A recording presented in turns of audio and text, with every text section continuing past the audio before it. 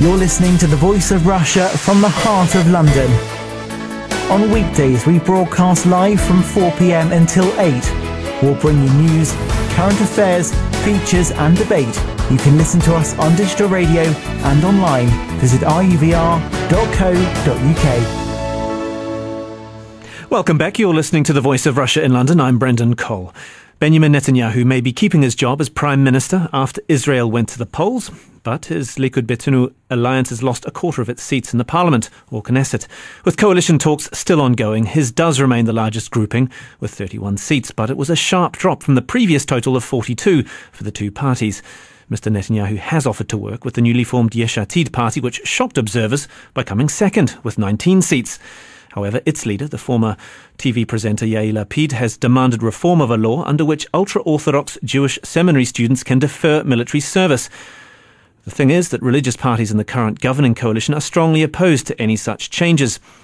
This election campaign was marked by a strong showing by the nationalist right party of Habayit HaYehudi, the Jewish Home Party, with its charismatic leader Naftali Bennett, who was most associated with the settler movement. But what kind of government has the election in Israel produced? Is it one that can respond to unhappiness that brought 500,000 people onto the streets in protest against its economic policies?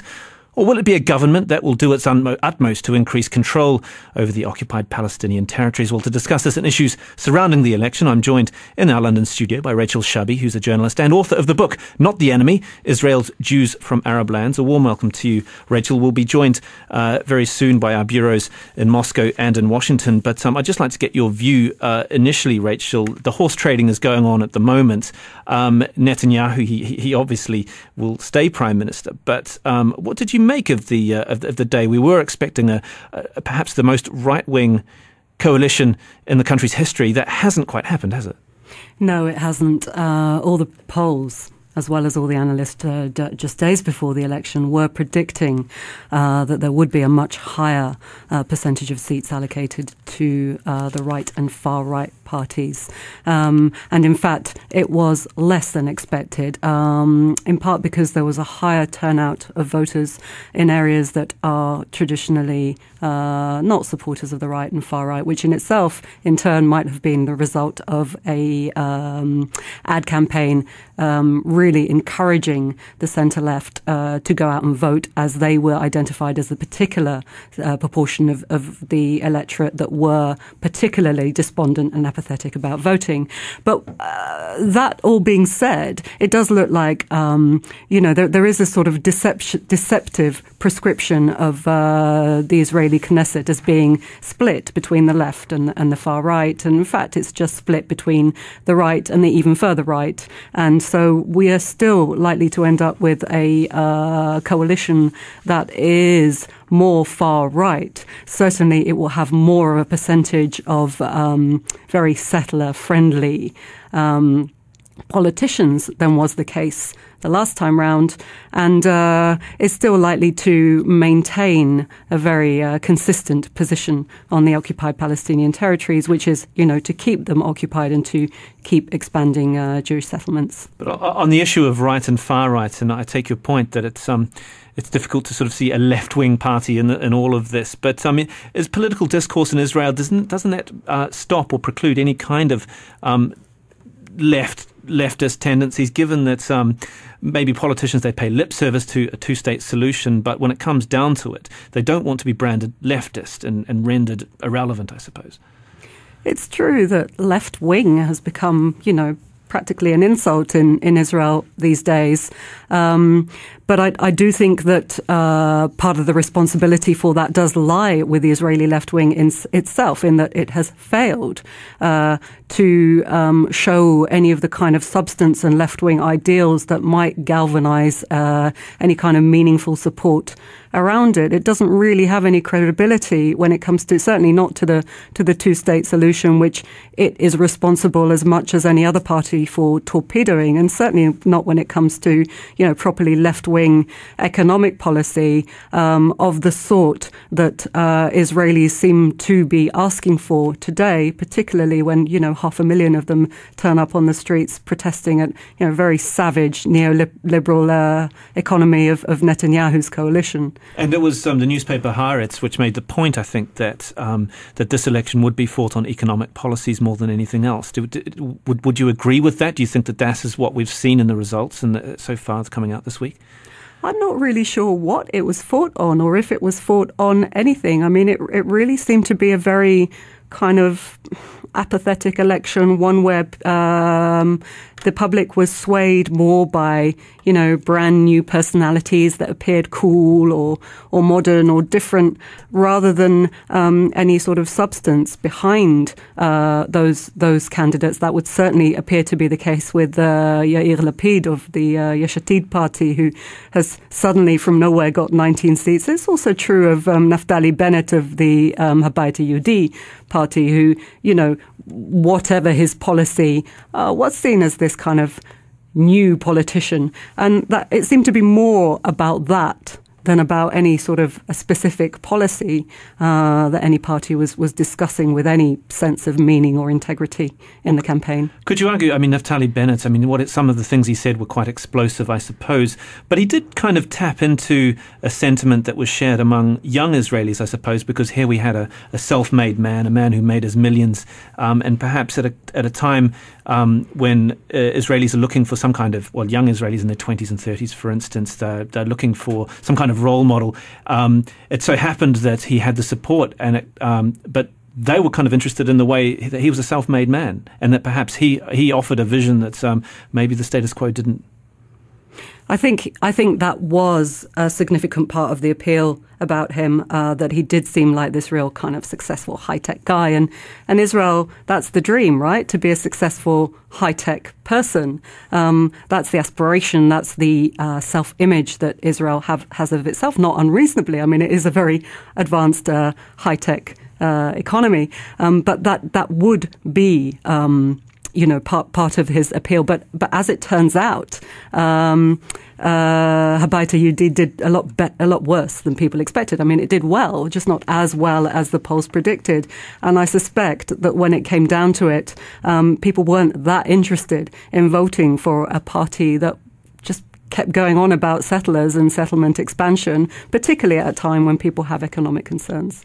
Well, we'll cross now to our bureau in Washington and Rob Sachs with his guest. Thanks so much, Brendan. I'm here with Dan Arbell. He is a scholar in residence at the Center for Israeli Studies at American University. He's a 25-year veteran of the Israeli Foreign Service, serving in senior posts overseas in the United States and in Japan. Dan Arbell, welcome.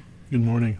So listening to the conversation there, a lot to parse out, but I wanted to ask you what Yair Lapid and his kind of foray now into the Knesset is going to do for Benjamin Netanyahu. Many are saying it's going to make him have to be more moderate and may change the tone of these Israeli-Palestinian talks. What do you make of it? And absolutely, Yair Lapid yesterday became a kingmaker, putting to rest different rumors and speculations that he might opt for a center-left bloc to try and block Prime Minister Netanyahu from forming a government. Yesterday, he clearly signaled that he sees Netanyahu as the future Prime Minister. And in the context of when they sit down and talk about the issues, Yair Lapid is going to try and promote the agenda that brought him the popularity, the 19 seats, and that agenda mainly focused on domestic issues, on social economic issues, and the issue that was mentioned earlier on the revising the Tal law, which administers the drafting of the ultra-religious young men into the military. Yair Lapid is a believer in the two-state solution and has a softer position on the Israeli-Palestinian issue, but that was not the main issue in his campaign. Clearly, if and when he joins the Netanyahu government, I believe that he will be bringing in a softer tone, a more flexible approach. I know already we've seen today reports that the Palestinian Authority has invited him to come and visit, and he's stirred some hopes in the region that perhaps the fact that he joins the Netanyahu coalition government, he will be able to bring to a change. So I think that in the guidelines of the new cabinet that will be formed, perhaps there will be a softer approach. I do agree with Ms. Shabi that remains to be seen whether in practice the new government that will be formed will actually show flexibility when it comes to negotiations with the Palestinians, when it comes to the issue of the settlements policy. Well, also on the issue of settlements, this has been a key part in where the United States and Israel have parted ways. The United States saying this has to stop. Prime Minister Netanyahu forging ahead, especially after Palestinians upgraded their status with the UN, calling for more. Do you think this could change, and how do you think that dynamic between the United States and Israel is going to shape up for the next few years? The United States and Israeli relations have been are strong, deep, long-standing, and go beyond a certain leader here or there throughout the years. Deep bonds between the peoples, between the leaderships, and many mutual interests and challenges that both countries face. There's areas of cooperation, vast cooperation and agreement on one hand. On the other hand, there are issues that Israel and the U.S. agree to disagree, and have been so for many years. The issue of settlements has never been popular among U.S. presidents, administrations, going back to the Carter administration in the 70s until now, for 40 years. U.S. stated policy was always that settlements are either an obstacle or not contributing or illegal. Different terminologies were used. And this is an issue that I believe will continue to be an issue of disagreement between the U.S. and Israel. It remains to be seen how the incoming administration, how the Obama administration, its second term, will be dealing with this issue. They have been signaling in recent weeks that they're going to go back to the drawing board and try to move this process forward. We'll have to see what formula they come up with.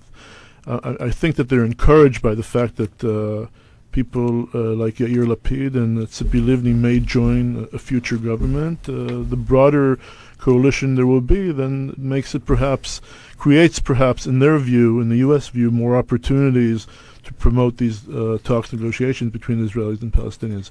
But I do sense that it will continue to be an issue discussed between the new Netanyahu government and the incoming Obama administration. Well, I wanted to ask a similar question to our guest in Moscow, Eitan Weiss. He's the first secretary of the Israeli embassy in Russia. Welcome to you. And thinking about the relationship between Israel and Russia, we've seen some complexities there. On the one hand, a strengthening of economic ties, but still a lot of tension over the situation in Iran. Can you tell us about how Russia is viewing this new election? Well, good evening, first of all. I believe that here in Russia, they, of course, viewing the situation in Israel very closely and anticipating what will be, let's say, tomorrow. I do believe that no matter which government will basically rise in Israel, the good ties with Russia will, of course, continue. And, of course, we will always welcome Russia's opinion on the situation in the Middle East. And, of course, Russia is a very important ally to us and as a member of the quartet. And I do believe that time will say, basically, whether or not the new Israeli government would be able to continue the, let's say, the conditions and the relations with Russia, which, as you said, were increasingly getting better, of course, on the economic sphere and also on other issues that are at hand.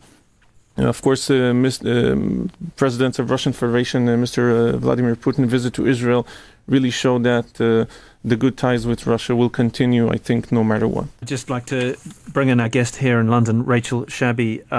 I suppose, I mean, with regard to the two-state solution and Palestinians in particular, would they feel particularly disenfranchised by this election, or this isn't particularly surprising to them? I mean, their concerns over a two-state solution weren't really a factor in this election campaign. There's no surprise there, is there?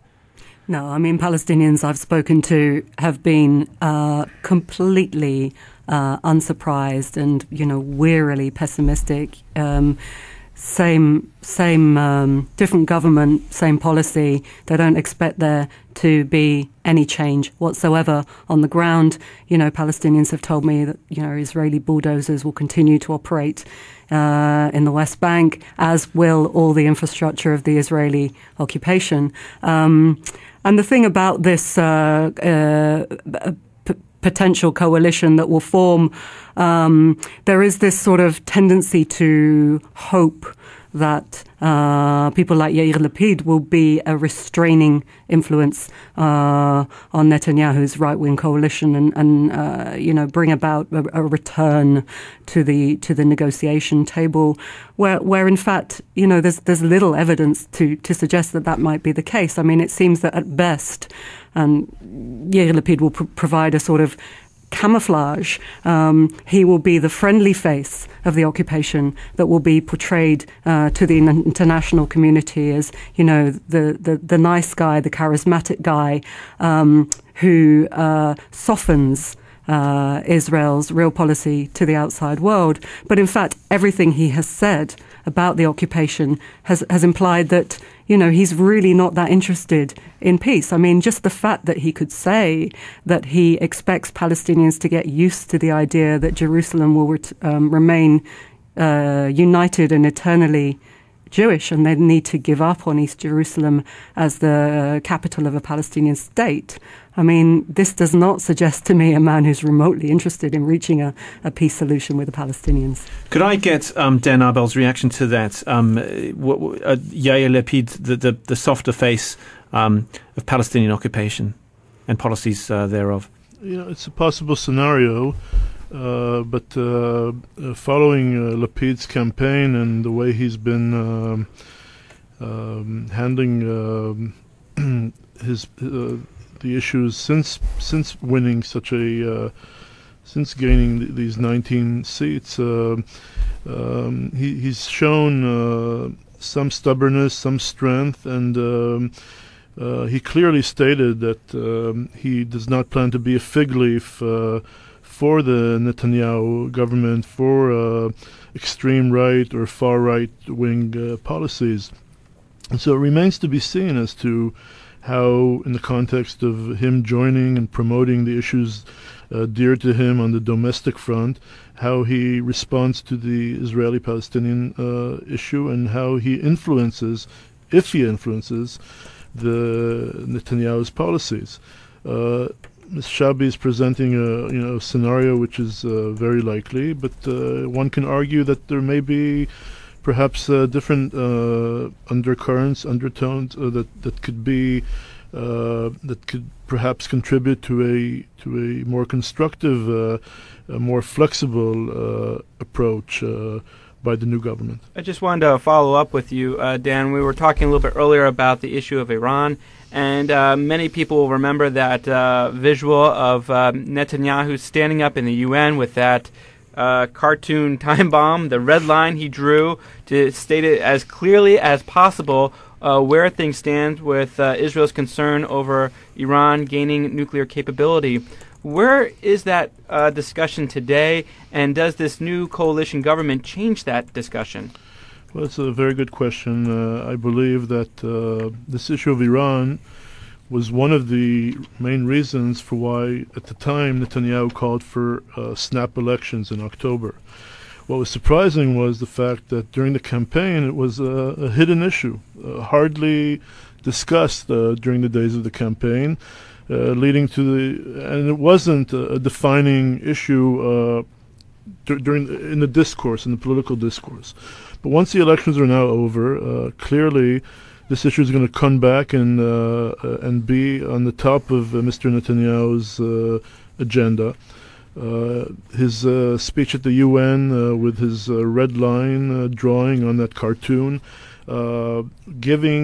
allowing more time to deal with this issue, stating that spring or summer of 2013 those are foreseen estimated dates in which Iran may be crossing that red line of uranium enrichment.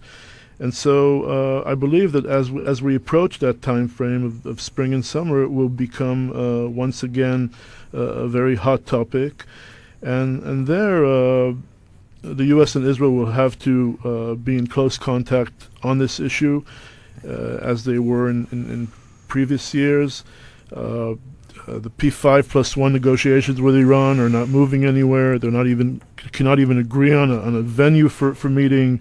The IAEA talks with Iran are also not moving forward, and it will definitely be time for some decisions, both in Jerusalem and in Washington, as to what to do with this Iran problem. And just following up on that, on the Iran issue, I'd just like to ask our guest in Moscow, Eitan Weiss, who's the first secretary at the Israeli embassy there in Russia. I suppose it sounded like some would say that there was a bit of saber rattling last year on Netanyahu's part with regard to Iran. And given Russia's role in solving the Iran crisis, was it any surprise to you that perhaps Iran really wasn't that much of an issue for voters in Israel this week? Well, something is quite difficult to understand which issue was, let's say, the main motivator for the voters in Israel. One must take in consideration that out of its 65 years of existence, Israel faced and still faces a lot of challenges, both within and without. And it's quite difficult to understand which part was Iran in this equation of the elections or not. I do believe that the results basically show the world exactly what the Israeli people want. They want, let's say, a wider spectrum of opinions in the Israeli Knesset, in the Israeli government. And I think that this represents all their wishes regarding both the Palestinians' peace process and, of course, Iran and all other issues that are at hand, both with our neighbors and with, of course, social issues within Israel boundaries itself. So again, I don't think that it's quite, let's say, easy to understand which issues affected the opinions of the voters in Israel. And I'd just like to bring that to Rachel Shabi here in the London studio. I suppose maybe it's not that big a surprise that foreign policy issues are less important in an election in Israel. But how do you see the issue of Iran's enrichment program, its nuclear program, playing out under Netanyahu when he finally does do all the horse trading and come up with a coalition that he's happy with? I think you're right that, it's no surprise that foreign policy doesn't feature when it comes to people going out to vote. What's interesting in Israel, though, is that it used to feature a lot more strongly, and it was notable in its absolute disappearance from the campaign this year. And I think that is down to, the absolute lack of faith that Israelis now have in the possibility of a peace solution with Palestinians. Again, I think the fault of successive governments who've managed to persuade the population that they have tried and failed, and that occupation is somehow possible to manage, as opposed to end it. And the fact that Israelis now seem to have swallowed this line by totally ignoring the subject and focusing on other things, I think is very worrying and, in the long term, very dangerous. As for Iran, it's quite interesting, because of course Netanyahu and his former defense minister Ehud Barak were going on about Iran non-stop right up into election time, and then suddenly stopped talking about it, which was really odd. You'd think if it was that important to Netanyahu, he would keep campaigning on that basis.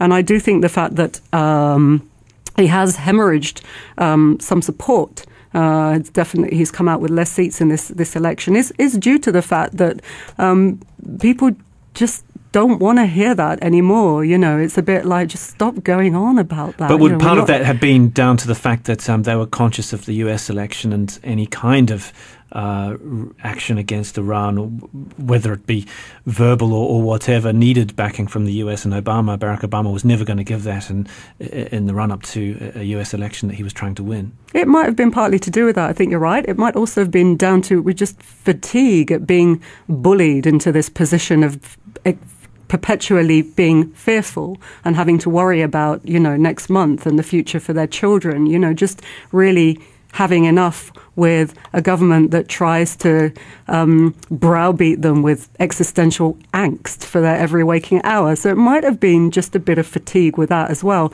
particularly because there seem to be far greater domestic concerns to be worried about. Again, the economic crisis, social issues, the cost of housing, food prices, dwindling paychecks, all these appear to be more important to Israelis than whatever Netanyahu has to say about Iran at the moment. And do you think Netanyahu was giving adequate answers to those questions of economic problems and solutions to them as well? Well, I think, his campaign did pay lip service to that issue. And he certainly passed some very populist measures in the last few months. I heard that he changed the terms, that we broke the monopoly for mobile phone companies in Israel, which is actually a really big deal. I mean, there used to be extortionate mobile phone contracts. And for a nation of, eternal talkers, it's actually quite a big move. So things like that, I think he was trying to appeal to the population. But I don't think that the population necessarily believes that he is interested in their interests and their welfare, particularly when it comes to social issues. Netanyahu didn't do as well as was anticipated. He has had a drop in support. Would it be fair to say that this is because this is a lack of satisfaction at the way he ran his election campaign, or is it just that there's so many more players on the scene now that it split the vote too much? Probably a combination of both. I mean, there were a lot of new players on the scene, and Israelis like new players on the scene. So, that accounted for a large percentage of the vote. But I think as well, Israelis aren't big fans of Netanyahu to begin with. They don't exactly like him, and they might dislike him for reasons that are different to why other people dislike him. But certainly, he did lose a lot of popularity in the last few months, especially the fact that he took Israel to war, in the Gaza crisis of late last year, for very little gain, as it turned out. I mean, it wasn't an election, it wasn't a move that won him any popularity. And then when he formed a sort of very opportunistic coalition for the election with Likud-Beitenu, which was a coalition that, became apparent it would fragment after the election. It was just a pure vote consolidating platform. I mean, that actually just put a lot of people off, and people viewed it as a very cynical move. There have been various points like this over which Netanyahu has sort of bled popular support. And we can see that popular support has drifted either to Habayit Yehudi and Naftali Bennett, or to Yair Lapid and his Yesh Atid party. Back to our bureau in Washington. Thanks so much, Brendan. And I wanted to ask Dan Arbell, the scholar in residence at the Center for Israeli Studies at American University, a little bit more about the election. And one issue that came up that we mentioned before, that maybe here in the United States, people are like, what is this all about? Is this whole idea of having Orthodox practicing Jews, modern, get into the military. This was an issue that is pretty foreign to Americans, but was a real source of contention in Israel. And I wanted to ask you about this split maybe in Israeli society between ultra-Orthodox Jews, very religious Jews, and more moderate Jews, and how that plays into the swaying back and forth of the political tides. Thank you. First of all, I wanted to relate to some comments made by Ms. Shabi about Netanyahu's surge in the polls. I think that Netanyahu's alliance with Mr. Lieberman created a situation in which he was perceived as the sure winner of this election, and by being the sure winner, it signaled to many people, probably potential supporters and voters, that they can perhaps choose a party of their liking. Since Netanyahu is going to be prime minister anyway, let us choose another party. And so it was a double-edged sword. On one hand, the alliance with Mr. Lieberman consolidated the victory and making sure that Netanyahu will be the next prime minister. On the other hand, it did hamper his efforts and did create a situation in which he received less votes. That's not to say that all that was mentioned before, that there was a lot of dissatisfaction from some of his policies, but that's on that issue. On the ultra-Orthodox religious Jews drafting into the military, it has been an issue of contention for many years. At the inception of the State of Israel, there was an agreement between Ben-Gurion and the leaders of the ultra-Orthodox community about exemption of 400 youngsters from military service. And that exemption, the number of those exempted grew and grew, and today we're talking about tens of thousands of ultra-religious youngsters that are exempt from military service. Of course, the ultra-religious parties are interested in maintaining that situation in which the ultra-religious youngsters should continue with their studies, with their education, with their rabbinical studies, and all that they've been doing throughout the years, and not go, God forbid, into the military, while a growing number of secular Israelis, secular Jews, have called for burden sharing and more equal burden sharing, and the fact that a lot of the pressure is being put on a small group of Israelis that are doing both their regular army service and reserve duty. And so this has become one of the main issues of the campaign, an issue the flag was raised both by Yair Lapid's party and by Naftali Bennett's party, and other secular parties who were calling for this for an amendment or a revision of the famous Tal law that took care of that at that time, was extended several times, each time for 5 more years. Finally, in August 1st of this year, of 2012, it has reached its end, and they're going to be looking at ways of dealing with the Tal law, of either coming up with a new arrangement or revising the law to take care of this disparity that exists. Well, one more question for our Moscow guest, Eitan Weiss, the first secretary of the Israeli embassy in Russia. Looking ahead, looking at the policy agendas, we talked about what was mentioned on the campaign, but what do you think will be tackled first in the Knesset, and what do you think we could see moving forward on Benjamin Netanyahu's agenda in the coming months? Well, before answering to that question, I would like to make some remarks on Ms. Shabi's, let's say, remarks earlier on.